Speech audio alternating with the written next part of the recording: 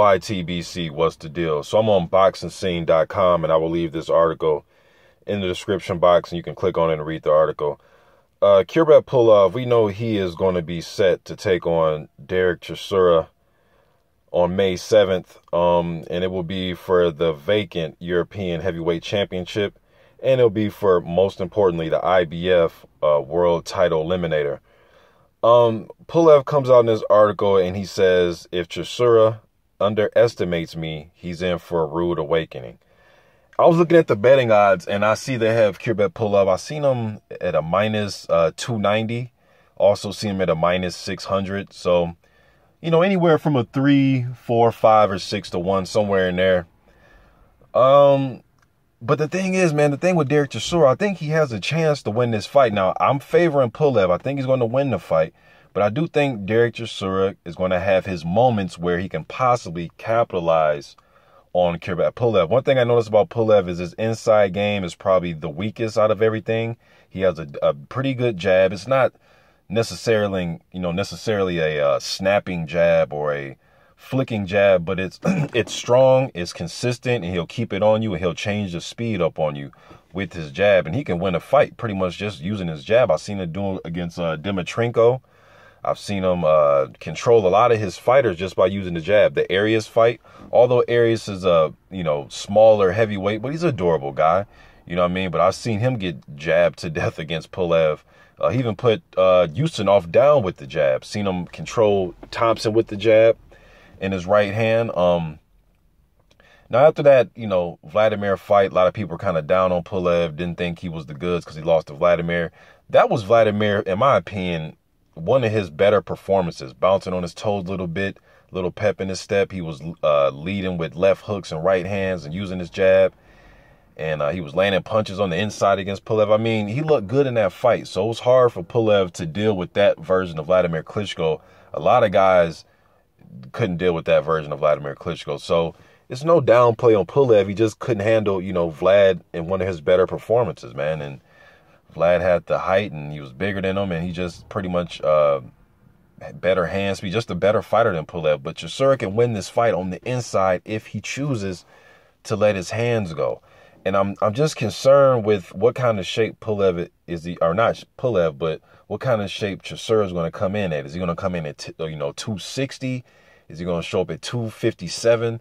Or is he going to come in around that 248, 245? I wouldn't mind for him to be that weight, but that was 2012 when he fought David Haye. You know what I mean? So again, if God's getting a little bit older, but he, he's is the younger guy of the two, but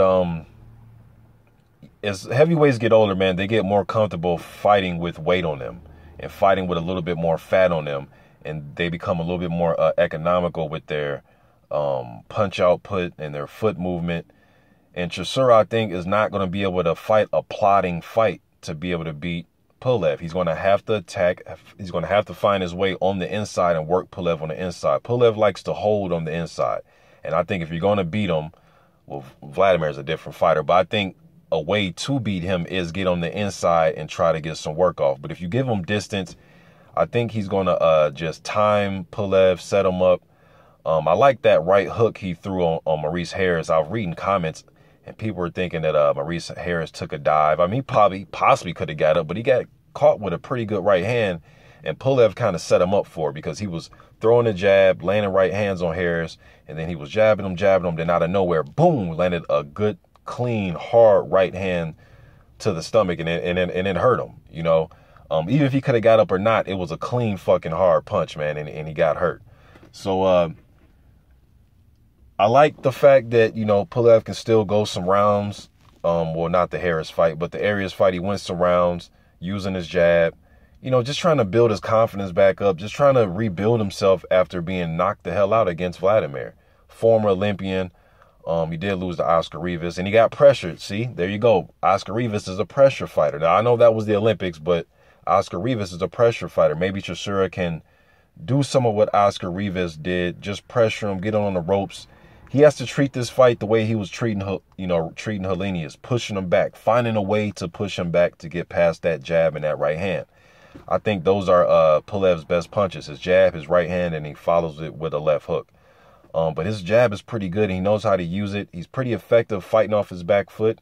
He's pretty effective turning you. He's not the best at it, but he's pretty effective at using that style. You know, he's going to have about 3-4 inches in height. I just trust Pulev to come in to this fight in shape more than I do Chisora.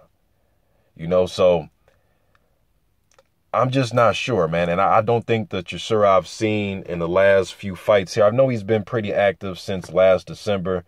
He's been active getting fights, you know, trying to stay in the ring, but he really didn't seem like he was in really good shape, though.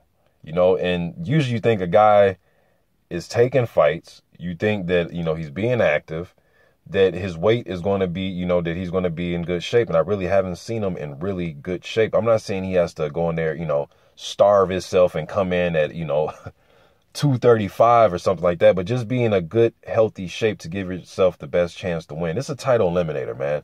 So I don't want to see him rolling in here like he's fighting Jacob Gospic at 256 and Marcelo Nascimento when he weighed 260, and Nascimento took him 10 rounds, you know. So yes, he can, you know, go 10 rounds weighing that much, but Pulev is, to me, is head and shoulders and kneecaps and ankles above Nascimento and Gospic. So Chisora is going to have to come into shape. But if, you know, Chisora underestimates Pulev, of course, is going to be a rude awakening for him. But I don't see him really underestimating Pulev on fight night. But hopefully he doesn't underestimate Pulev by coming into this fight out of shape. Just getting this out there. YTBC. I'm out.